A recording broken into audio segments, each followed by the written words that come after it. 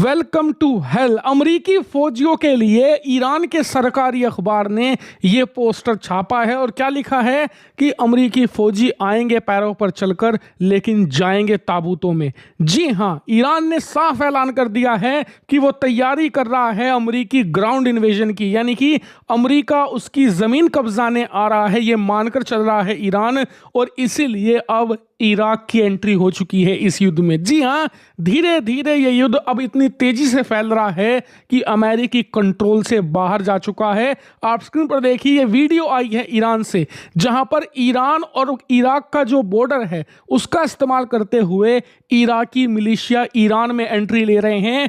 सैकड़ों नहीं हजारों की संख्या में ये मिलिशिया हैं जो कि पूरी तरीके से हथियार बंद हैं और रेडी टू फाइट हैं ईरान के लिए। और ये अमेरिका के लिए बहुत ज्यादा बुरी खबर है, क्योंकि जो ये इराक से मिलिशिया आए हैं ना, ये शिया लड़ाके हैं जो कि अपनी पूरी जिंदगी गुरिल्ला वारफेयर लड़ते आए हैं। पहले आईएसआईएस के खिलाफ, उसके बाद इराकी मिलिट्री के खिलाफ, यहां तक कि अमरीकी फौज के खिलाफ भी। और इसीलिए ये बेहद ज्यादा खतरनाक और ट्रेंड लड़ाके हैं जिन्होंने सारी जिंदगी गुजारी है गुरिल्ला वारफेयर लड़ते हुए, और अब इन्हीं का इस्तेमाल करेगा ईरान अमरीकी फौजों के खिलाफ। जी हां, इन सभी हजारों मिलिशियाओं को पश्चिमी ईरान, इसके अलावा दक्षिणी ईरान में भेजा जाएगा। दक्षिणी ईरान में स्ट्रेट ऑफ हरमूज है, वहीं पश्चिमी ईरान के अंदर इनके खड़ग आइलैंड्स हैं। इन दोनों को प्रोटेक्ट करने के लिए यहां पर ये मिलिशियाओं को बांटकर भेजा जाएगा, जहां पर ये लोग ईरान की फौज, ईरान की जो कुछ फोर्स है,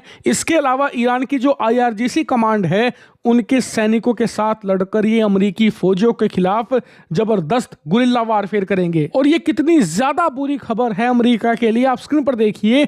जो अमरीकी राष्ट्रपति ट्रंप के समर्थन वाले टॉप जर्नलिस्ट हैं, वो भी कह रहे हैं this is escalation, I hope Trump can and it सून, यानी कि हम उम्मीद करते हैं कि ट्रंप इसे खत्म कर दे, वरना अमेरिका समझो गया अरब से। और बात सिर्फ अमेरिकी डोमिनेंस की अब नहीं रही, बल्कि हजारों अमरीकी फौजियों की जान पर भी बन आई है, क्योंकि ट्रंप की जो जिद है ना, जो ये इनसेन युद्ध लड़ रहे हैं, इसकी वजह से अमेरिका के हजारों सैनिक मारे जाएंगे, ये बात निश्चित है। और ये बात ट्रंप भी समझते हैं, लेकिन दिक्कत ये है ट्रंप के सामने कि उन्हें फेस सेविंग नहीं मिल रही। मतलब अगर वो युद्ध से ऐसे ही अचानक निकलने का ऐलान कर देते हैं तो ये अमेरिका के लिए सबसे बड़ा ह्यूमिलिएशन होगा, सबसे ज्यादा बेइज्जती होगी डोनाल्ड ट्रंप की। इसीलिए वो फेस सेविंग करना चाहते हैं कि कुछ ऐसा उन्हें मिल जाए जिसे दिखाकर वो अपनी पीठ थपथपा सके और कह सकें कि युद्ध अमेरिका ने जीता। और ट्रंप को लगता है कि खड़ग आइलैंड उन्हें फेस सेविंग दिला सकते हैं। अगर वो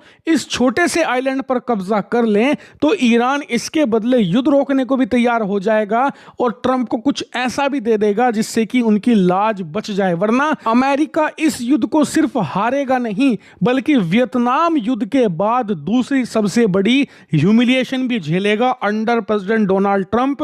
उनकी पूरी लेगेसी मिट्टी में मिलने वाली है, इसीलिए इस युद्ध के अंदर बहुत कुछ अब दांव पर लग गया है। लेकिन ट्रंप और अमेरिका का जो होगा देखा जाएगा। फिलहाल दो देश इसमें सबसे बड़े विजेता बनकर सामने आ रहे हैं। पहला है इजराइल, दूसरा है सऊदी अरेबिया। इजराइल का तो आप जानते ही होंगे क्यों, क्योंकि उसने अपने लगभग सारे टारगेट ईरान के अंदर अचीव कर लिए हैं, जो थोड़े बहुत बचे हैं आने वाले 2-4 दिनों के अंदर अचीव कर भी लेगा। लेकिन सऊदी अरब क्यों, तो इस पर तो स्पेशल वीडियो में लेकर आने वाला हूं कि कैसे इस युद्ध को फ्यूल कर रहा है सऊदी अरेबिया और चाहता है कि ग्राउंड इन्वेजन हो ईरान का। और उस वीडियो को देखने के लिए आपको चैनल को सब्सक्राइब करना जरूर पड़ेगा, वरना आप वो वीडियो मिस कर जाओगे। कल सुबह तक वो वीडियो आपको देखने को मिलेगी।